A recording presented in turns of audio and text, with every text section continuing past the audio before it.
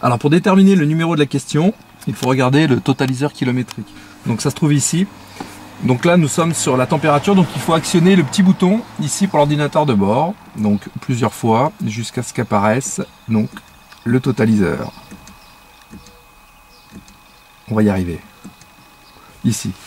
Donc vous avez deux séries de chiffres, en haut et en bas, il faut prendre celui du haut.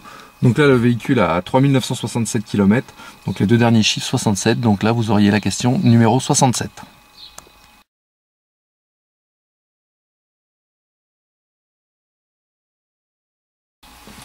Éclairage. Feu de position. Allumez les feux de position et montrez le voyant correspondant sur le tableau de bord. Alors, lorsqu'on allume un accessoire, il faut toujours mettre le contact. Donc là, on utilise la clé, on la pose, donc c'est la carte, il n'y a pas de clé, dans la fente. On entend le contact qui s'allume, tous les voyants s'allument. Donc là maintenant, vous avez juste à prendre le commodo à gauche et à tourner au premier écran. Donc vous avez un petit point blanc et vous mettez en face le petit symbole des feux de position et vous retrouvez votre voyant ici, en haut de la jauge à essence, au-dessus du 1 du plein. Voyant vert. Oh, pas boule. Voilà. Allumez les feux de croisement et montrez le voyant correspondant sur le tableau de bord. Alors toujours avec le contact d'allumer, nous allons reprendre le commodo à gauche. Donc vous êtes obligé d'allumer d'abord les feux de position pour pouvoir ensuite allumer les feux de croisement. Donc premier écran, deuxième écran. Vous avez donc les deux voyants d'allumé, celui des feux de position et des feux de croisement juste en dessous. Allumez les feux de route et montrez le voyant correspondant sur le tableau de bord. Alors toujours pareil, donc pour les feux de route, obligation d'allumer les feux de croisement. Donc premier écran, deuxième écran. Et on pousse en avant. Voyant bleu. Et pour les enlever, vous ramenez à la position initiale. Donc je la refais, vous poussez en avant. Et vous revenez sur vous. Effectuez un appel lumineux, feu de route, feu de croisement ou un appel de feu de route. Alors, appel de phare, ce qu'on appelle couramment l'appel de phare. Donc, il faut le contact toujours, là ça vient de s'éteindre. Donc si jamais ça vous arrive en examen, ça s'éteint, vous reprenez la carte, vous l'enlevez, vous la remettez, tac, ça allume tout. Donc, appel lumineux, donc le commodo de gauche, vous le tirez sur vous. Que vous indique le voyant de couleur bleue? Les feux de route. Allumez les feux de brouillard arrière et montrez le voyant correspondant sur le tableau de bord. Alors, pour les feux de brouillard, vous êtes obligé d'allumer au minimum les feux de position. Ensuite, sur le commodo, vous faites glisser vos doigts au milieu, il y a une petite bague. Vous tournez une première fois, ça vous allume les feux de brouillard à l'avant. Et là, nous avons demandé donc les feux de brouillard arrière, donc deuxième cran. Vous êtes obligé de mettre l'avant pour pouvoir mettre l'arrière. Le voyant correspondant et le voyant orange qui se trouve ici.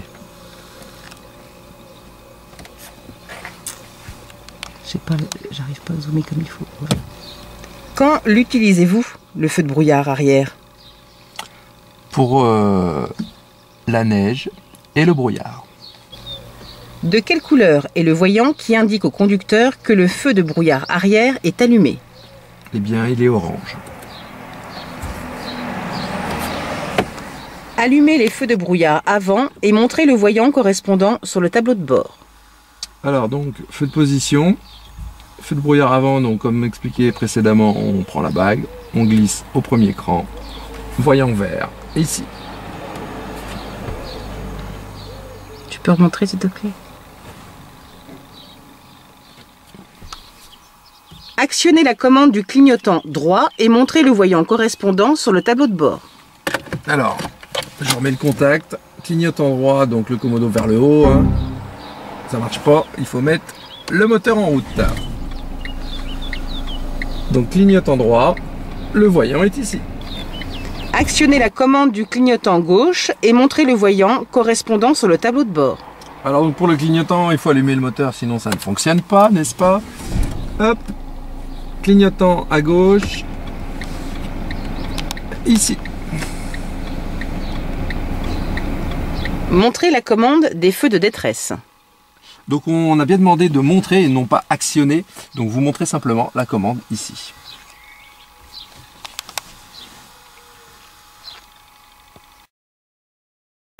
Montrez sur le tableau de bord l'indicateur permettant de montrer le niveau de carburant. Ici. Que vous indique l'allumage d'un voyant de couleur rouge lorsque le véhicule roule? Alors, un voyant rouge signale une anomalie importante, donc soit un problème de moteur, soit un danger, qui nécessite donc un arrêt rapide, voire immédiat. Montrez sur le tableau de bord le témoin d'alerte signalant un défaut ou une insuffisance de charge de la batterie. Alors donc je vais rallumer tous les voyants pour le trouver. Donc je remets la carte. Donc il est ici. Tu peux le refaire voir une petite fois?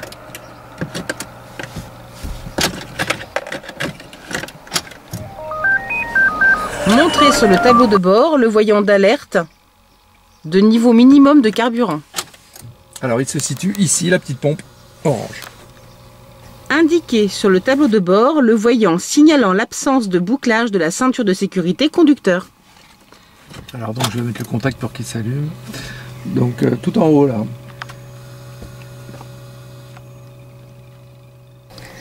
Montrez sur le tableau de bord le témoin d'alerte avertissant du serrage du frein à main. Alors, le petit voyant ici avec le point d'exclamation.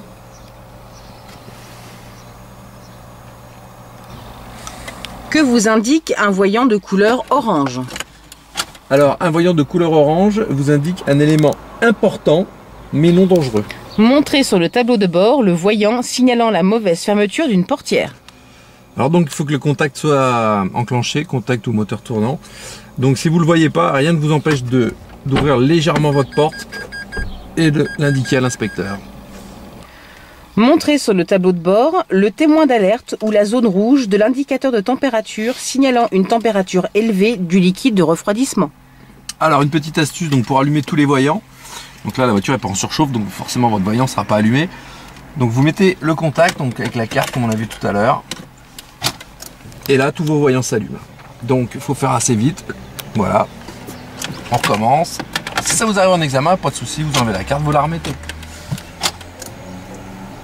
Indicateur de surchauffe du moteur, donc c'était le premier. Que vous indique un voyant de couleur verte? Alors un voyant de couleur verte va vous indiquer donc certains feux qui se trouvent à l'avant du véhicule. Donc nous avons les feux de position, les feux de croisement, ainsi que les feux de brouillard à l'avant et éventuellement aussi tout ce qui est clignotant de chaque côté. Montrez sur le tableau de bord le témoin d'alerte signalant un niveau insuffisant du liquide de frein.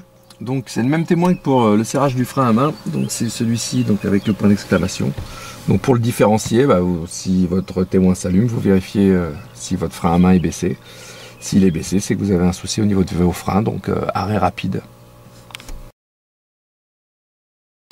Vérifiez la présence du certificat d'immatriculation du véhicule. Alors donc vous ouvrez la boîte à gants, vous prenez la pochette. Donc certificat d'immatriculation, donc c'est ce qu'on appelle la carte grise également. Vérifiez la présence de l'attestation d'assurance du véhicule et de sa vignette sur le pare-brise.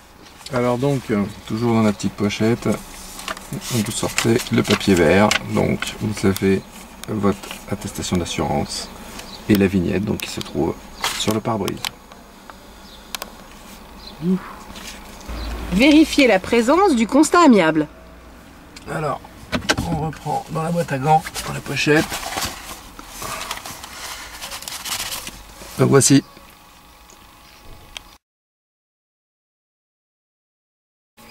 Mettez le système de chauffage sur la position air chaud. Alors, vous prenez donc le bouton ici et vous le tournez sur le rouge, air chaud.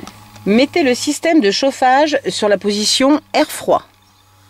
Donc, précédemment nous l'avions mis sur air chaud, donc nous allons le mettre sur air froid.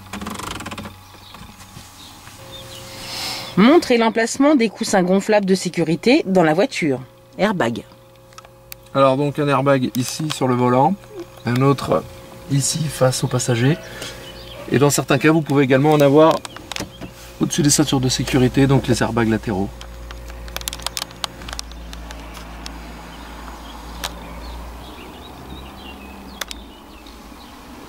Montrez comment régler la hauteur de l'appui-tête du siège conducteur. Alors donc on appuie ici sur le petit bouton, hop, on lève ou on baisse et on relâche. Montrez l'emplacement du dispositif de réglage intérieur des blocs optiques. Petite molette.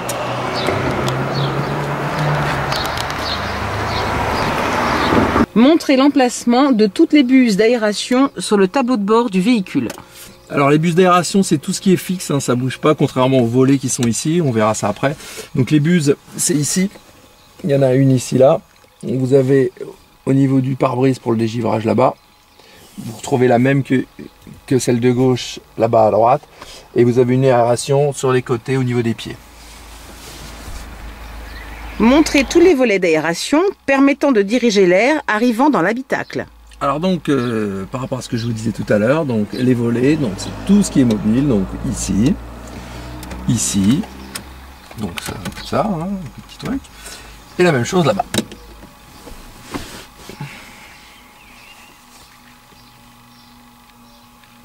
Actionnez la commande intérieure de fermeture centralisée des portes du véhicule.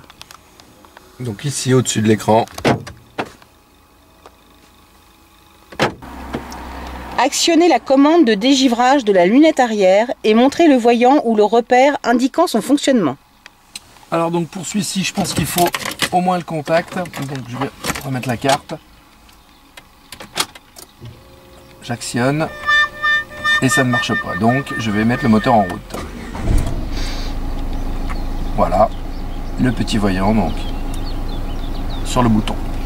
Montrez la commande permettant de diriger l'air arrivant dans l'habitacle vers le pare-brise. Alors donc pour diriger l'air, nous avons une commande qui se situe ici avec des petits symboles. Donc là on peut remarquer que l'air est situé au niveau de la tête. Donc ici. Donc là on nous a demandé de diriger l'air vers le pare-brise. Donc il va falloir remonter le bouton jusqu'au voyant ici, donc au petit symbole qui indique le pare-brise. Faites fonctionner l'essuie-glace arrière du véhicule. Alors pour l'essuie-glace arrière, donc nous avons le commodo, on le prend bien au bout et on tourne au premier cran. Ça vous actionne. Je recommence. L'essuie-glace arrière. Faites fonctionner les essuie-glaces avant du véhicule. Alors donc vous mettez d'abord le contact avec la carte. Et ensuite, donc commodo de droite, on le baisse au premier cran. Plus on baisse, plus ça va vite. Montrez ou indiquez où se trouve la boîte à fusibles. Alors la boîte à fusibles se trouve dans cette partie-là. Montrez sans l'actionner la commande de l'avertisseur sonore. Donc l'avertisseur sonore se situe au milieu du volant, donc vous en avez un de chaque côté, ici, là et là.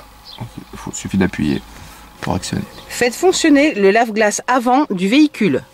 Alors pour le lave-glace avant, donc commodo de droite, et comme si vous faisiez un appel lumineux avec le commodo de gauche, vous le tirez sur vous. Faites fonctionner le lave-glace arrière du véhicule. Alors pour le lave-glace arrière, donc on reprend le commodo, donc obligation de mettre d'abord le premier cran pour l'essuie-glace et au deuxième cran, une petite impulsion. Donc ça reste pas, hein, ça fait vraiment l'impulsion. Si vous relâchez, ça revient au premier cran. Et après on remet sur 0. Manipulez le pare-soleil réservé au conducteur de façon à l'orienter du côté de la portière avant gauche et le remettre en position normale. Alors donc là, le pare-soleil se trouve ici, donc il suffit de le baisser une première fois, ensuite le déclipser. Donc c'est un petit peu dur, donc je vous conseille d'appuyer ici avec votre pouce. Hop, voilà. Et on le place ici. Et ensuite, donc on va le remettre en place. Tac et toc. Montrez où se situe la commande de réglage de l'inclinaison du dossier du conducteur. Ici. Mettez le rétroviseur intérieur en position nuit. Alors donc derrière, au milieu, vous avez un petit loquet. On tire. Et ça nous met la position nuit. Ouvrez ou fermez la vitre latérale côté conducteur. Alors donc les commandes de vitre se trouvent donc sur votre portière. Donc vous avez deux boutons, vitre de gauche, vitre de droite. Donc vous vous trompez pas, parce que si vous actionnez celle de droite, ben vous n'avez pas votre point. Donc pour là elle est ouverte, donc on va la fermer, donc on passe le doigt dessous et on ferme. Et pour donc si jamais elle est fermée, vous voulez l'ouvrir, vous appuyez.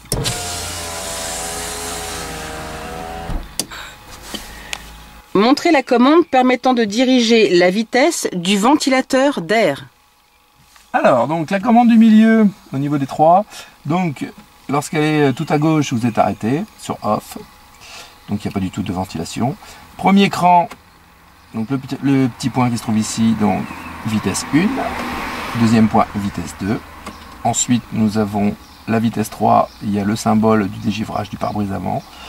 Et le maximum, donc au niveau 4, c'est le petit ventilateur qui est dessiné. Montrez où se situe la commande de réglage de hauteur du volant.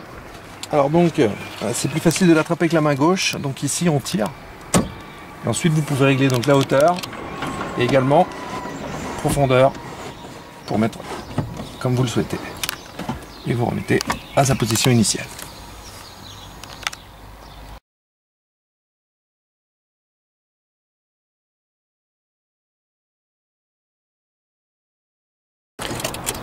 Vérif extérieur. Contrôlez l'état, la propreté et le fonctionnement des feux de position.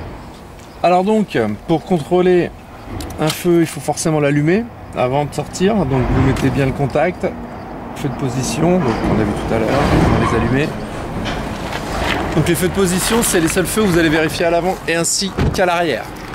Donc il faut bien répondre à la question qui a été posée. Donc contrôler l'état, la propreté et le fonctionnement.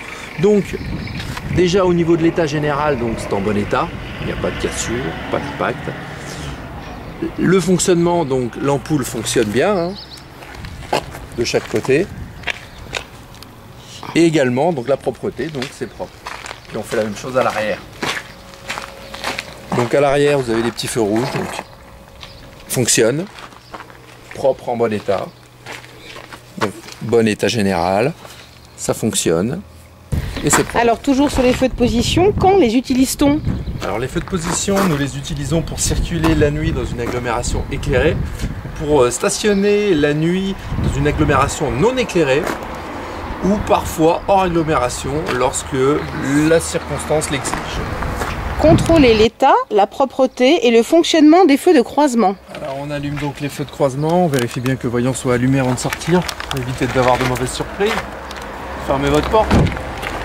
Donc à l'avant du véhicule, donc les feux de croisement donc, se situent en bas de chaque côté. Donc état général, donc c'est en bon état, les optiques ne sont pas cassées, c'est propre et ça fonctionne bien.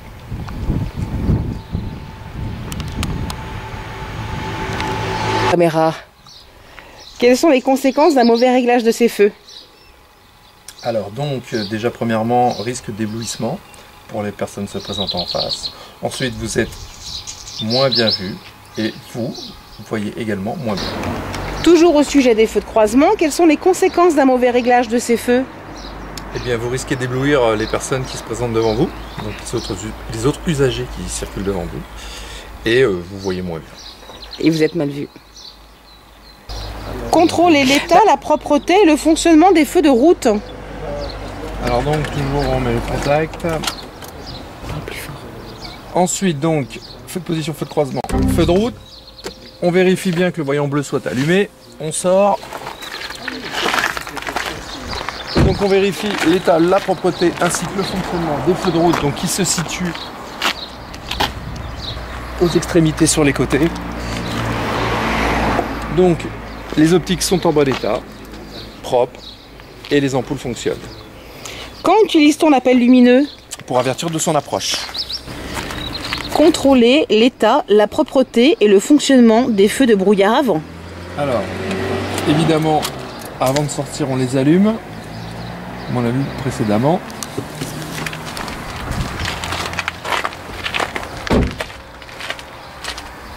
Donc alors les feux de brouillard avant se situent sur le bouclier. Donc vous contrôlez l'état, donc qu'il soit en bon état, qu'il soit propre et qu'il fonctionne. Quand les utilise-t-on les feux de brouillard avant?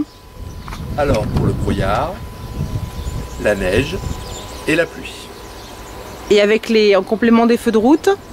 En complément des feux de route, sur route sinueuse et étroite.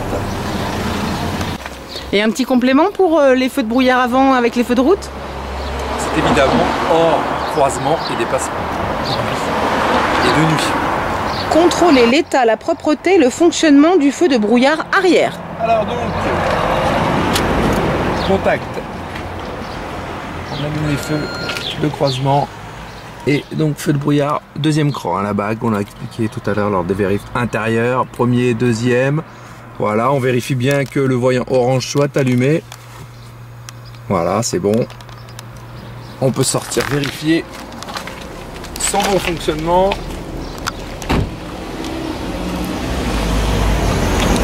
Alors, nos feux de brouillard, donc,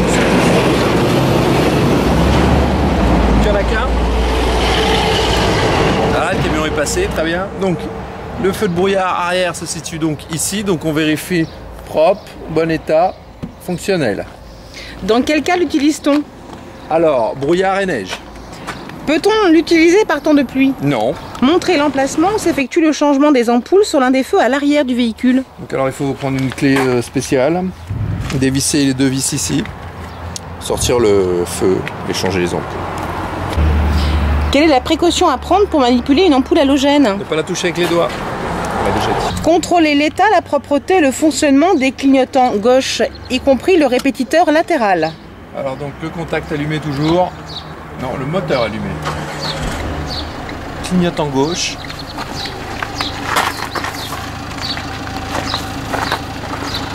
Alors on commence à l'avant. Donc toujours le même système, hein. État, propreté, fonctionnement. Donc ici à l'avant, donc il fonctionne optique propre en bon état. Répétiteur latéral sur le rétroviseur. Donc ça fonctionne, c'est propre, c'est en bon état. Et ensuite à l'arrière du véhicule. Donc fonctionnement propre et en bon état. Et donc vous faites pareil pour la question à droite. Quelle est la signification de l'augmentation de la fréquence de clignotement au niveau du feu et du voyant au tableau de bord? Donc lorsqu'il y a un problème avec une des ampoules, donc une ampoule grillée soit à l'avant, soit à l'arrière, soit au répétiteur latéral. Donc fait clignoter plus rapidement. Quand utilise-t-on Et toujours en parlant des clignotants, quand les utilise-t-on? Donc pour un arrêt, un départ ou un changement de direction. Contrôler l'état, la propreté, le fonctionnement des feux stop. Alors l'accompagnateur va aller appuyer sur les feux stop et vous allez derrière le véhicule avec l'examinateur et vous lui dites donc les feux fonctionnent ici, ici, également de l'autre côté, ici. Donc ils fonctionnent, ils sont propres et en bon état. Quelle est la conséquence en cas de panne des feux stop?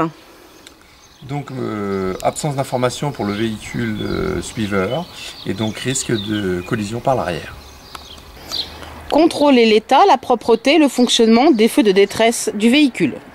Donc je les actionne, donc ça fonctionne ici.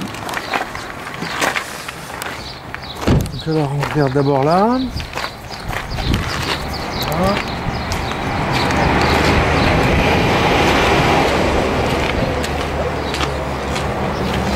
Voilà. Donc après avoir fait le tour du véhicule, j'ai constaté que tous les feux de détresse fonctionnaient, que les optiques étaient propres et en bon état. Dans quel cas utilise-t-on les feux de détresse? Donc en cas de ralentissement important ou pour signaler le véhicule en panne ou accidenté sur la route. Contrôler l'état, la propreté et le fonctionnement du ou des feux de marche arrière. Alors donc il faut bien mettre le contact, sinon ça fonctionne pas. On met la marche arrière et on vient vérifier que ça ne fonctionne. Si, ça fonctionne, il n'y en a qu'un, donc ici. Donc vous vérifiez que ce soit propre, en bon état et fonctionnel. À quoi sert-il? Alors il sert donc la nuit à vous éclairer et également donc à prévenir les autres usagers que vous êtes en train de manœuvrer en marche arrière, étant donné qu'il est blanc, il se distingue des autres. Montrer l'emplacement où s'effectue le changement des ampoules sur un des feux à l'avant du véhicule. Alors, donc nous allons déjà voir l'ouverture du capot. Donc le mieux c'est d'ouvrir votre porte pour mieux voir la poignée qui se trouve donc ici. Donc vous tirez et vous entendez le capot qui s'est déverrouillé. Ensuite, donc le mieux c'est de s'accroupir un petit peu et de chercher donc ici. Donc vous prenez à peu près par rapport au symbole de Renault, hein, vous prenez à peu près la largeur comme ça, hop, et c'est tout de suite là, hop, et ça monte tout seul, c'est magique. Donc ici, pour montrer, là, et puis il y a un petit vérin, hein, ça monte tout seul, voilà, il n'y a rien à accrocher. Donc la question c'était de montrer où se situe le réglage des feux. Non. Non, c'est pas ça. C'est quoi? Le changement des ampoules. Le changement des ampoules. Alors le changement des ampoules, donc déjà il faut repérer quelle ampoule est grillée. Et donc vous avez plusieurs endroits. Donc vous avez ici une espèce de petite pochette que vous enlevez, qui vous permet donc de changer le petit feu de position qui est ici. Ici vous avez, je sais pas si on voit bien, le petit rond là. Donc c'est pour changer le clignotant. Pour changer les feux de croisement, eh bien vous avez les mêmes ronds qu'ici, mais un petit peu plus cachés là.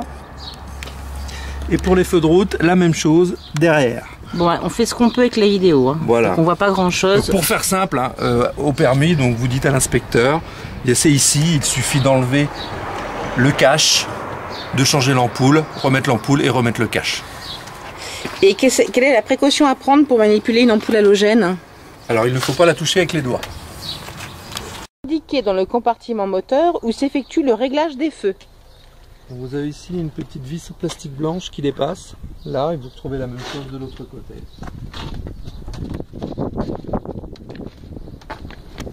Quelle est la conséquence d'un mauvais réglage des feux? Eh bien, vous risquez d'éblouir ceux qui arrivent en face, et vous avez une moins bonne visibilité. Et on est moins bien vu si les phares sont bas. Bien les questions sur l'assistance, le liquide d'assistance de direction, mais sur Clio, c'est pas visible, donc ces questions-là seront obligatoirement squeezées. C'est électrique en fait. Voilà, et ça passera à la question suivante. Montrer où se situe la batterie du véhicule. Alors la batterie se situe ici sous le cache. Qu'est-ce qui peut provoquer la décharge de la batterie? Donc tout ce qui est électrique, les feux, l'autoradio, etc. Quelle est la solution en cas de panne de batterie pour démarrer le véhicule sans le déplacer? Alors il faut soit changer la batterie, ou alors brancher une batterie en parallèle avec un autre véhicule, donc le plus sur le plus et le moins sur le moins. Montrer où doit s'effectuer le contrôle du niveau de liquide de frein. Alors le liquide de frein se situe ici. Et le niveau, pas facile à montrer, mini-maxi. Sur le côté, entre le minimum et le maxi. Sur le côté, d'accord. Quel est le principal risque d'un défaut d'entretien relatif au liquide de frein? Eh bien, le principal risque d'un défaut d'entretien relatif au liquide de frein? Il y a perte d'efficacité du freinage, donc partielle ou totale. Que faire en cas de baisse importante du niveau de liquide de frein? Il faut impérativement appeler un garagiste. Montrer l'orifice de remplissage du produit lave-glace. Donc le lave-glace se trouve ici. D'accord. Pourquoi est-il préférable d'utiliser un liquide spécial en hiver? Pour éviter que le liquide gèle. Montrer où doit s'effectuer le contrôle du niveau d'huile de moteur. D'huile moteur. Alors, c'est ici. Oui. En général, dans quelles conditions effectuez-vous cette opération? Donc, moteur froid et surface plane. Où doit se situer le niveau d'huile? Le niveau d'huile doit se situer entre le mini et le maxi. Montrer l'orifice de remplissage de l'huile moteur. Donc c'est ici au même endroit. D'accord. Avec quel fluide complétez-vous le niveau si nécessaire? Donc de même type et de même caractéristiques. De l'huile moteur, d'accord. Quel est le principal risque d'un manque d'huile moteur? Risque de casse du moteur. Montrer où doit s'effectuer le contrôle du niveau de liquide de refroidissement. Alors le liquide de refroidissement se situe ici. Ok. Quel est le danger si l'on effectue ce contrôle avec le moteur chaud? Risque de grave brûlure. Quelle est la principale conséquence d'un manque de liquide de refroidissement? Risque de surchauffe du moteur. Indiquez où se situe la sécurité enfant sur l'une des portières arrière du véhicule. Alors donc vous ouvrez la porte et vous regardez à l'intérieur, ici il y a un petit cliquet qui permet de verrouiller la sécurité enfant. En règle générale, où doit être placé un enfant de moins de 10 ans? À l'arrière. Vérifiez le contenu du coffre. Alors, donc on ouvre le coffre, on passe la main ici, on appuie le bouton, on lève. Il est vide. La trappe à carburant et vérifiez la bonne fermeture du bouchon.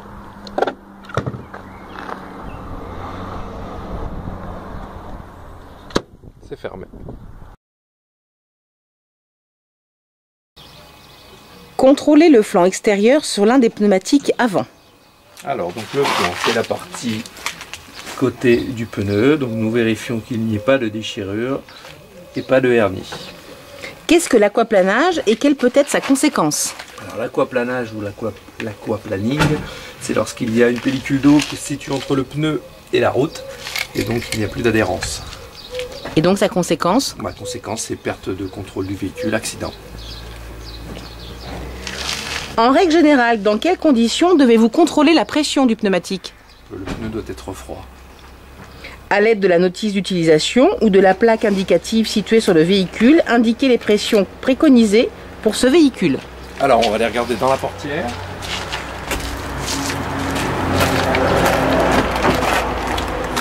Donc à l'intérieur de la portière, nous avons ici une petite étiquette donc, qui nous indique les pressions préconisées. Donc à l'avant 2,2 bars et à l'arrière 2 bars. Voilà, et si vous roulez à plus de 160 km/h, 2, c'est con. C'est débile. Montrez une valve de gonflage d'un pneumatique.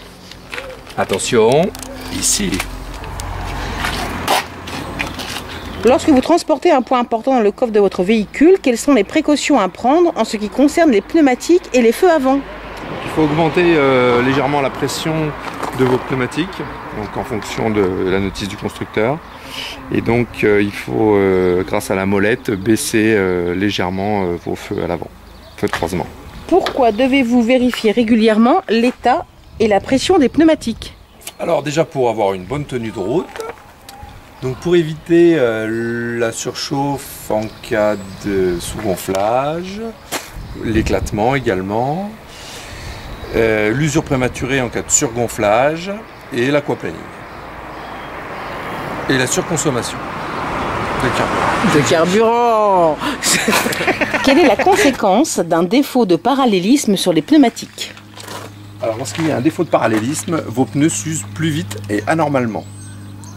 En règle générale, à l'aide de la notice d'utilisation ou de la plaque indicative située sur le véhicule, indiquez les pressions préconisées pour ce véhicule. Alors donc on ouvre la portière conducteur. À l'intérieur, petite étiquette blanche.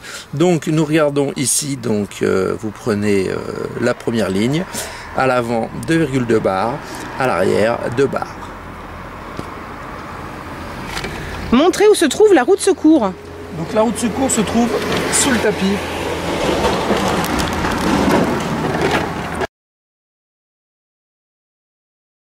Contrôlez l'état des balais d'essuie-glace avant du véhicule.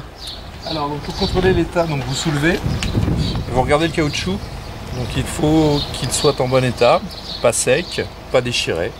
Donc là c'est bon, en bon état. Vous faites de même avec le suivant. Donc vous passez votre main comme ça, vous dites c'est bon, pas déchiré, en bon état.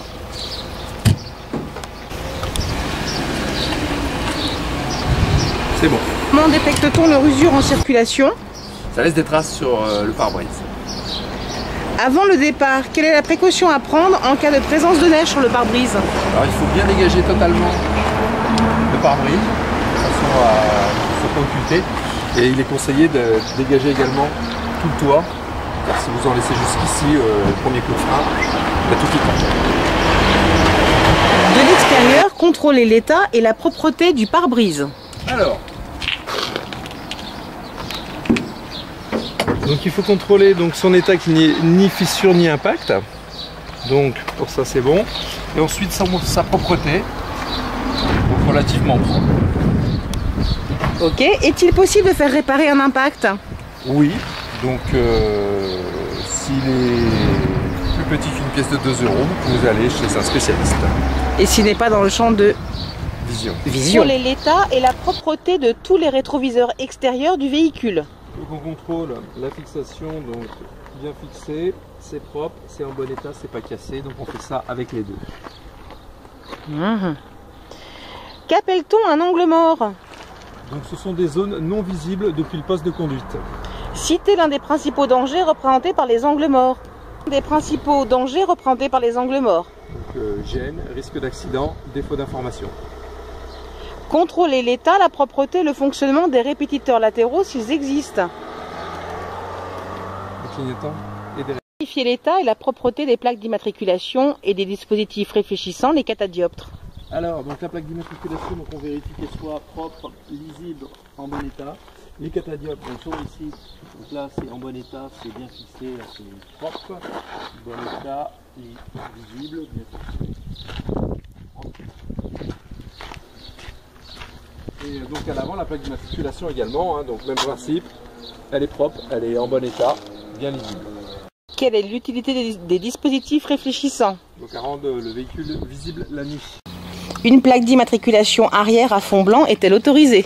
Oui. Quel dispositif est obligatoire pour rendre la plaque d'immatriculation arrière lisible la nuit? Alors l'éclairage de plaque. Quelle est l'utilité d'un dispositif? J'ai demandé.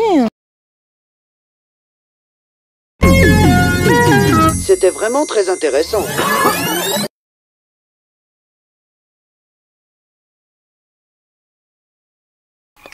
Montrer la commande des feux de détresse. Donc vous avez bien écouté la question, on vous dit de montrer et ne... Indiquer sur le tableau de bord le voyant signalant l'absence de bouclage de la ceinture de sécurité conducteur. Alors donc il faut que le moteur soit tournant.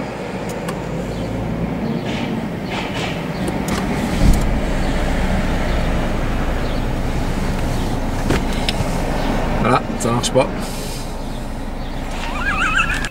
Montrer l'emplacement des coussins gonflables de sécurité, airbag conducteur dans la voiture. Que l'airbag conducteur? Bah, c'est marqué entre parenthèses. Moi je lis. Hein. Parce que si airbag conducteur, c'est que ça. Ouais, bah non, je recommence. Attends, vérifier la présence du certificat de la... Indiquer sur le tableau de bord le voyant signal...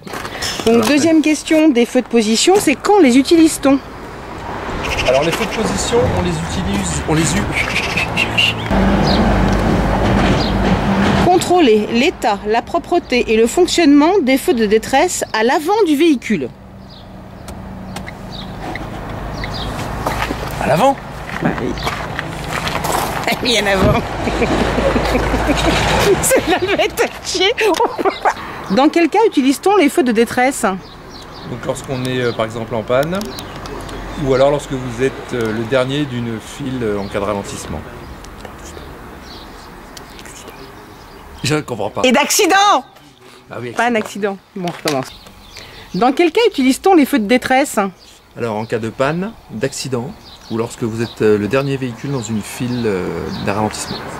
C'est nul! Une file d'un ralentissement. Ça se dit pas ça? Bah, ça se dit? Pourquoi ça se dirait pas? Quand Une file d'un ralentissement. lors d'un fort ralentissement et qu'on est le dernier de la file. On recommence. Allez, on recommence. Allez, on recommence, on la refait celle-là. Je vais pas y arriver. Je vais pas y arriver. Tu le mets là. Il faut pas qu'on le voit, je te mets pas dans le cadre. C'est où? On s'arrête, non.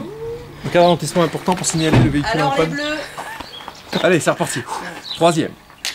Dans quel cas utilise-t-on les feux de détresse?